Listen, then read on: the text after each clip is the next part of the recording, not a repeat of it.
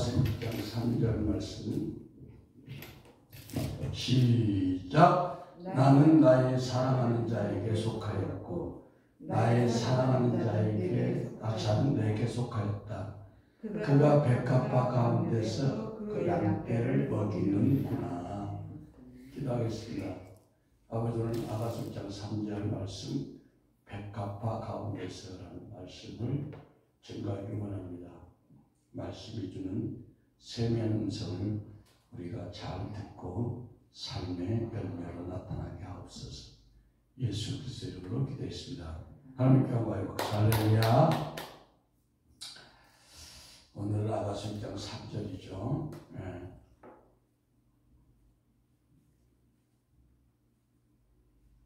이제 신부의 영적인 레벨이 많이 성장이 돼가지고 신부의 혼에 속한 감정, 의지, 생각이 완전히 사라지고 주님의 의지와 하나가 되었습니다.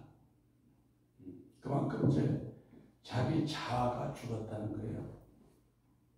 그러니까 나는 나의 사랑하는 자가 누구예요?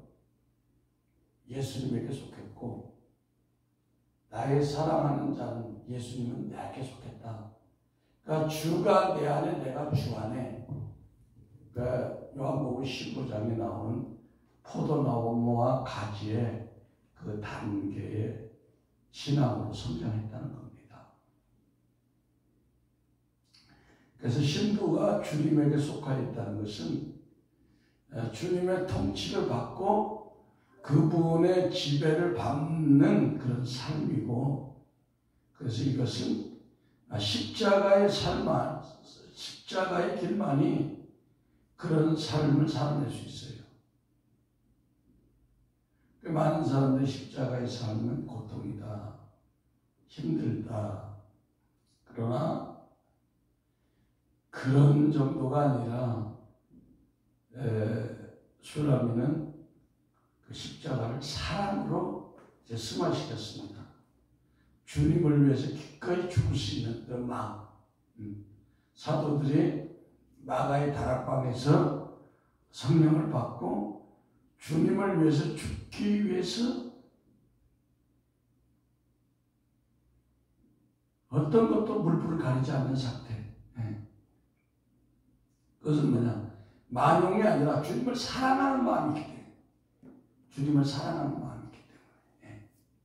그러니까 어머니들이 아이를 키울 때, 아이가 위독하게 됐을 때, 그 엄마는 자기가 죽는 한이 있더라도 아이를 살리라고 한다고 있잖아요. 그래서 십자가 사랑으로 자신의 소중했다고 생각하는 혼에 속한 감정의 생각을 완전히 십자가에 넘기는 초월적인 그런 그 아가페적인 사랑으로 슐라미가 성장을 했습니다. 그래서 사도 바울도 그런 삶을 살았다고 고린도후서 10장 11절에서 13절 말씀하고 있습니다. 우리가 항상 예수 죽인 것을 몸에 짊어짐은 예수의 생명도 우리 몸에 나타나게 하려 함이라.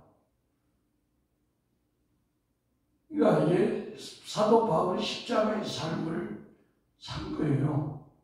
우리 산자가 항상 예수를 위하여 죽음에 넘겨오면 예수의 생명이 또한 우리 죽을 육체에 나타나게 하려 함이라. 그러니까 주님을 위해서 항상 자기 자아를 십자가에 던져버린 거예요. 명예도, 물질도, 그 모든 것도. 그런즉 사망은 우리 안에 역사하고, 날마다 자아를 죽이니까 그 고통과 십자가는 내 안에 있지만, 그러므로 말미암아 너희들에게 부활 생명이 나타난다. 이렇게 말씀하고 있습니다. 그러니까 한 영혼을 살리기 위해서는 지도자가 자기의 혼의 목숨을 자아를 깨뜨리지 않고는 안 된다는 걸 얘기하는 거예요. 할렐루야. 그러니까 우리 성도님들이 누구를 전도하고 그분을 양육시키기 위해서도 마찬가지라는 거예요. 내 원리, 내 생각 다 가지고 양육할 수가 없다는 겁니다. 믿습니까? 아가서 2장 16절에는 나의 사랑하는 자는 내게 속하였고 그는 나는 그에게 속하였다. 그때는 뭐냐? 주님이 신부 자신에게 속했다. 그러니까 신부가 주체가 된 상태에서 사역을 함으로 주님이 주체가 아니라 신부가 주체가 된 거야. 그러니까 응답이 더디면 속상해하고 자기 뜻대로 안 되면 염려, 근심, 걱정하면 자아중심적인 열심 있는 신앙생활을 했지만 이전 신부가 주님한테 속해서 이제 주인이 바뀌었어. 나에서 주님으로. 그 상태에서 사역을 하는 수준으로 성장했다는 겁니다. 다시 말해서 가진 성도가 포도나무인 주님에게 붙어가지고 생명연합의 단계로 성장했다는 거예요. 있습니까? 그게 유명한 요한복음 15장 5절에서 7, 8절이죠. 함께 읽습니다. 요한복음 15장 5절에서 8절.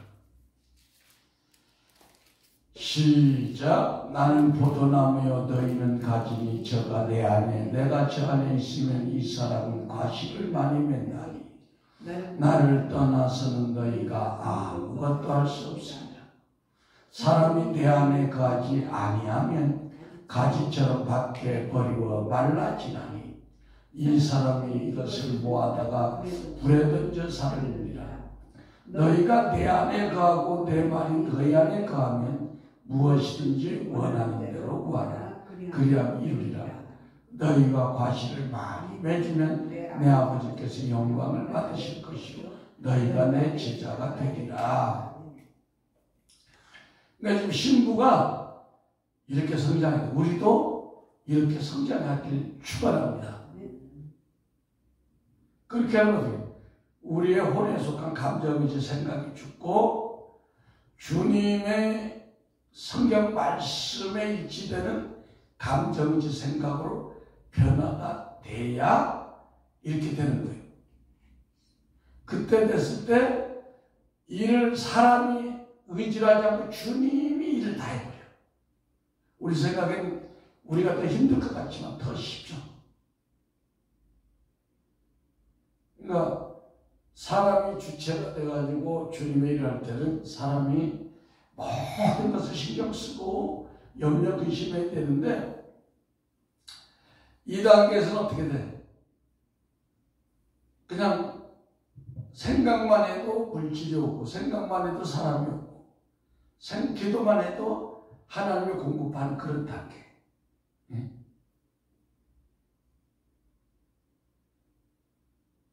근데 아직 성장하지 못하면 어때요?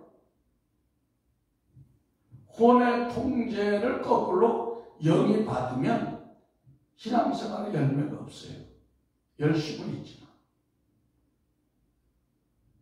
그래서 바울은 우리 안에 그리스도 영이 우리 혼의 감정이지 생각을 지배하는 그리스도의 사람이 되어야 된다.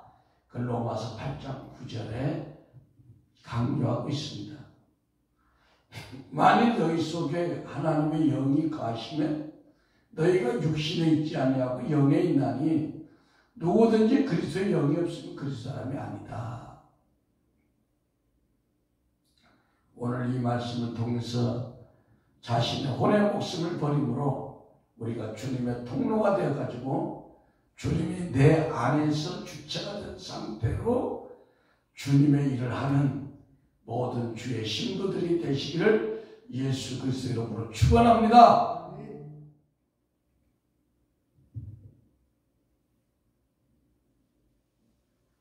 아가서 2장 16절에 나의 사랑하는 자는 내게 속하였다.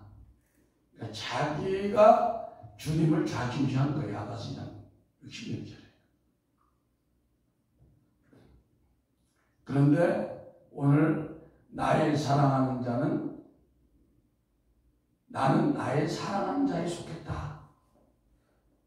그러니까 주님이 주체가 된 거죠. 아가서 7장 10절에도 나는 나의 사랑하는 자에게 속하였다. 그러니까 내 거는 없다는 거예요, 이제.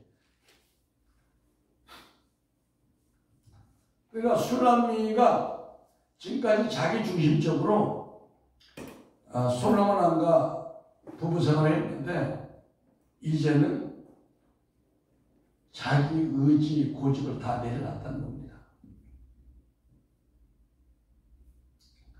처음에 아가서 16절은 솔로몬과 정혼하고 결혼하기로 됐기 때문에 솔로몬은 내 거야.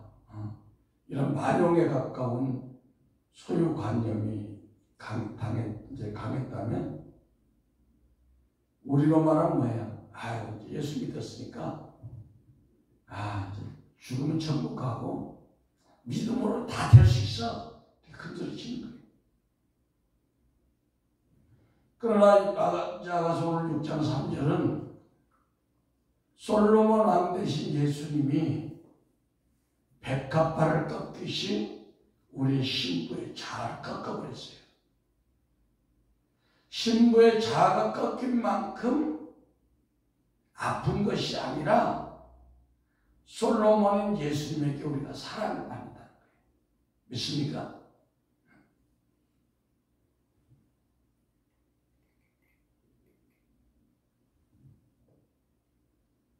우리 성도들도 믿음이 여기까지 성장해야 됩니다.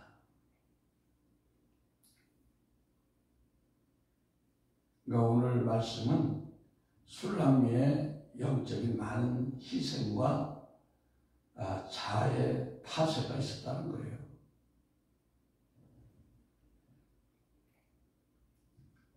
왜냐하면 주님은 우리가 온유하고 겸손해야 주님과 마음이 하나 될 수 있습니다. 마태복음 11장 29절에 난 마음이 온유하고 겸손하니 나의 멍에를 메고 내게 배우라. 그러면 너희 마음이 힘을 얻으리라.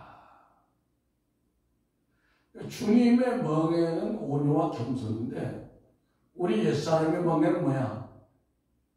혈기방장하고 교만한. 그러니까 혈기방장하고 교만한 멍에를 가지고 주님의 일을 하면 주님이 역사하지 않겠죠. 예.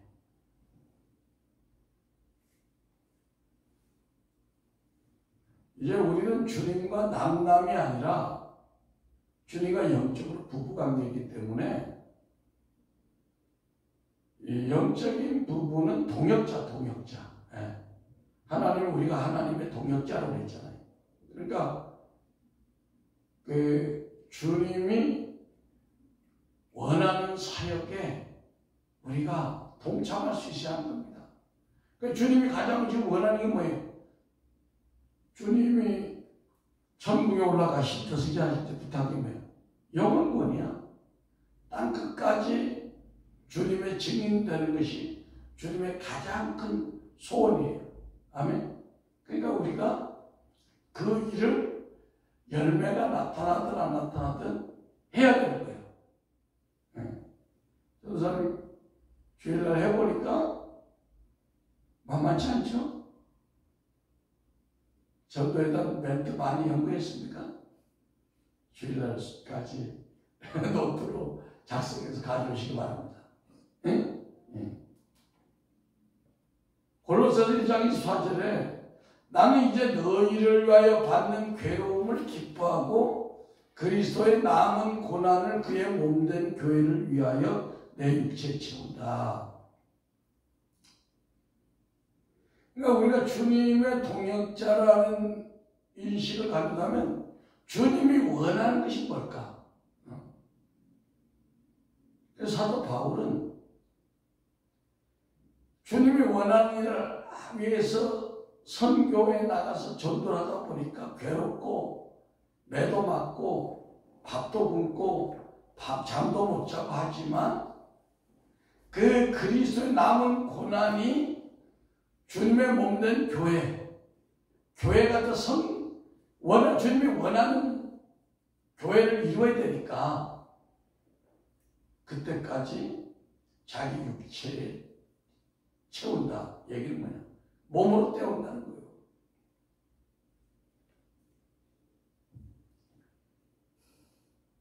이런 마음의 자세를 가지고 신앙생활할 때 하나님은 그냥 놔두냐 우리를 안 해. 예수님이 왕의 권세를 가지고 있으니까 우리가 왕후 아닙니까? 그러니까 왕후한테도 왕의 권세를 주는 거야. 네가 내 일을 그렇게 열심히 하려고 그러냐? 아내가 가정을 위해서 굉장히 일을 열심히 하려고 그래. 그러면 남편이 하든지 말든지 그게 아니라 남편이 가지고 있는 모든 것을 다 줍니다. 이걸 가지고 하라고. 우리가 주님의 신부이기 때문에 우리가 주님을 위해서 최선을 다하지. 주님은 주님이 가진 모든 무기와 지혜와 명철을 다 우리가 다 주는 거야. 믿습니까? 전도 한 가지만 해도 그런 거야.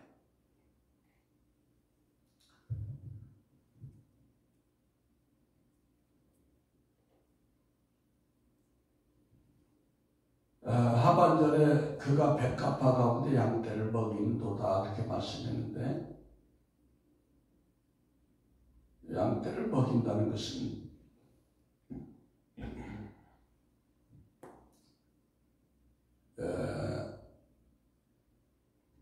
양떼는 성도 아닙니까? 그래서 우리가 그 양떼를 이제 우리를 통해서 먹이려고 그러면 누구든지 교회를 크게 멋지게 하고 싶죠. 그런데 그게 안 되는 것은 신랑인 주님이 우리 신부를 사용할 때 백합화 같이 준비되어야 쓴다는 겁니다.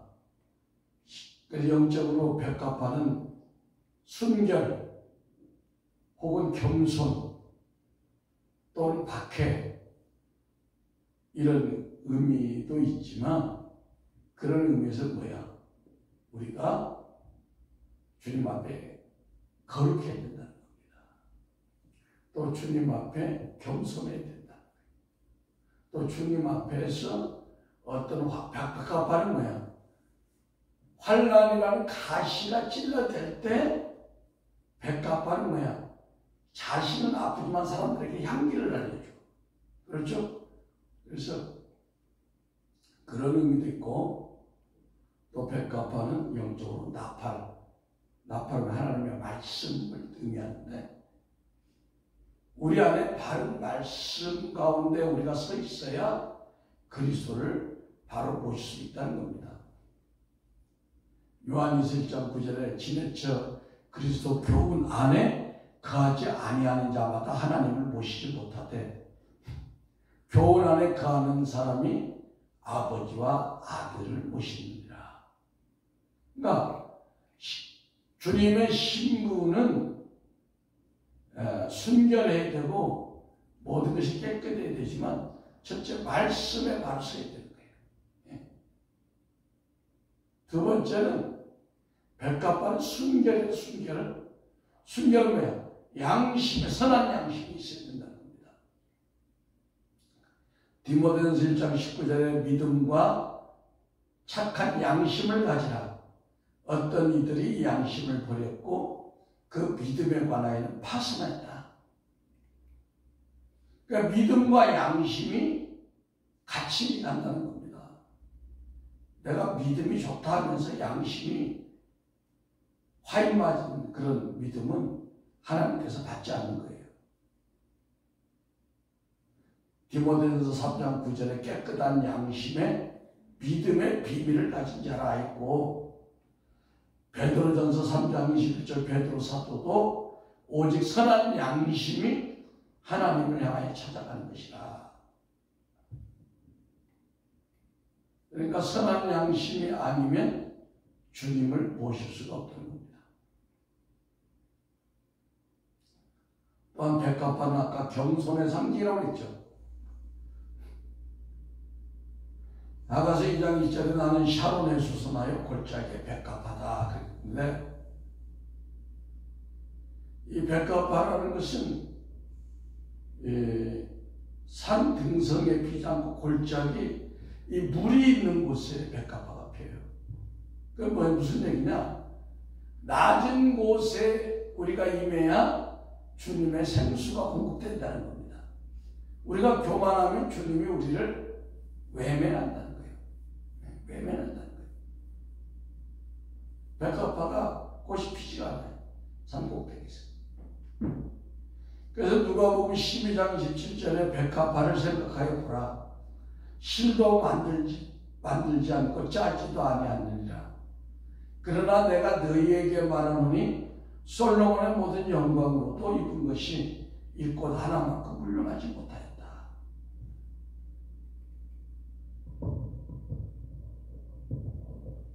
이사야 57장 15절에 지존무상하며 영원히 거하며 거룩하다 이름하는 자가 이같이 말씀하시되 내가 높고 거룩한 곳에 거하며 또한 통회하고 마음이 겸손한 자의 영을 소성케 하려 함이라.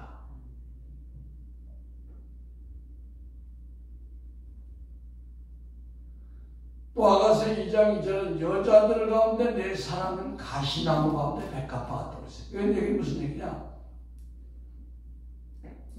하나님의 사랑받는 여자 신부들은 우리 생각에는 어때요?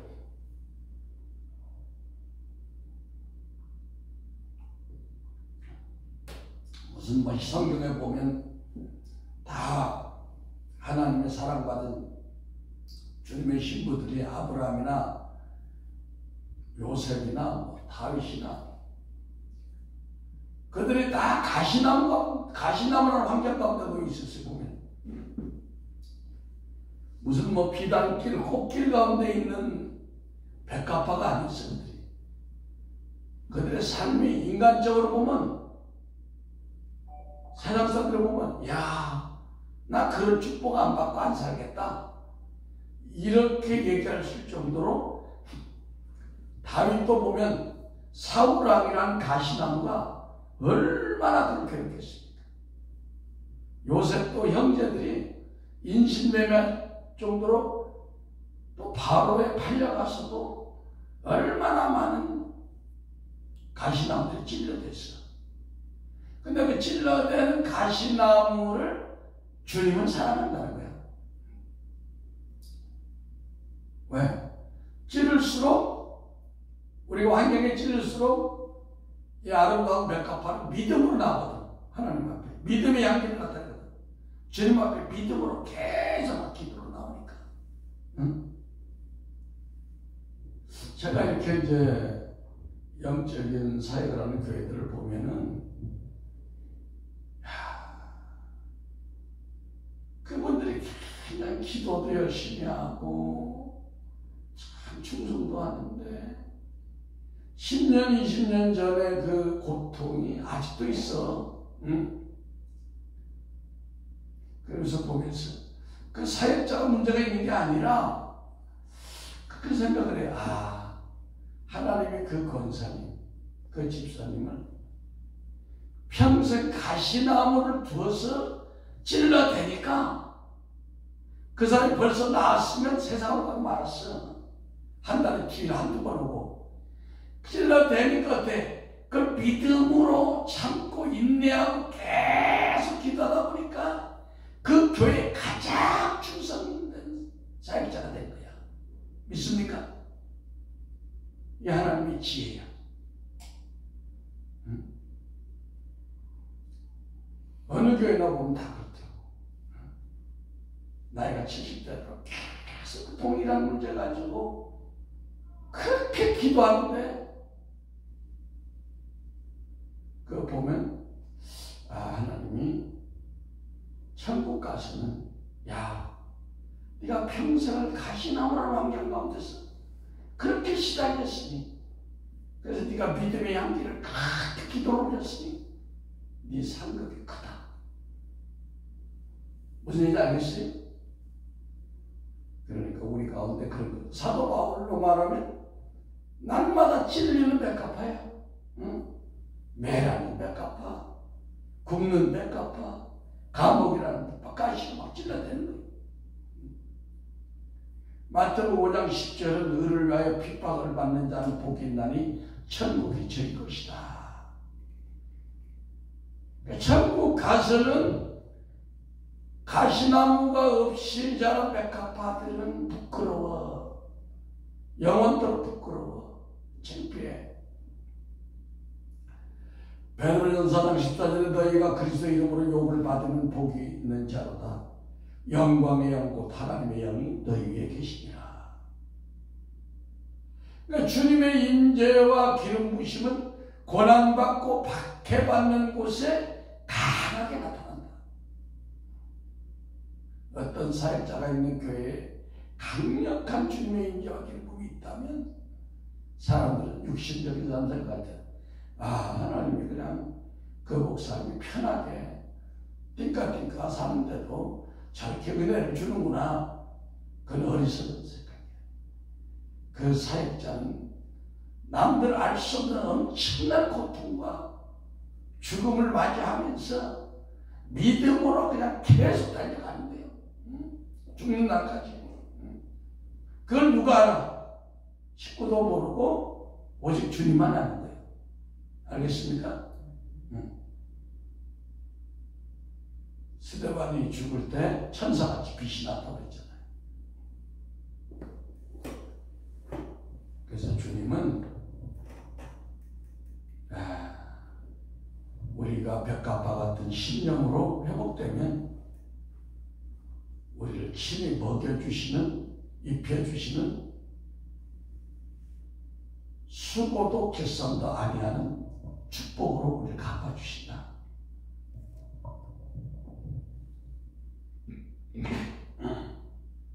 마태복음 6장 28절에 또 너희가 어찌 의복을 위하여 염려하느냐. 들의 백합화가 어떻게 자라는가 생각하여보라. 수고도 아니하고 길쌈도 아니한다. 이렇게 말씀하고 있습니다.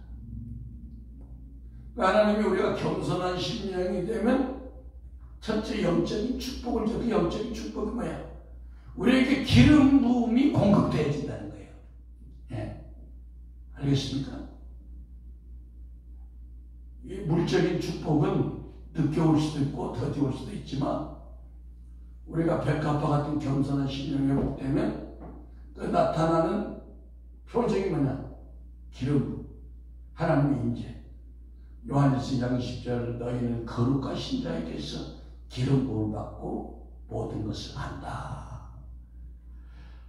또 이 요한일서 2장 27절에는 너희는 주께 받은 바 기름 부음이 너희 안에 거하나니 아무도 너희를 가르칠 필요가 없고 오직 그의 기름 부음이 모든 것을 너희를 가르치며 또 참되고 거짓이 없으니 너희를 가르치신 그대로 주 안에 거하라.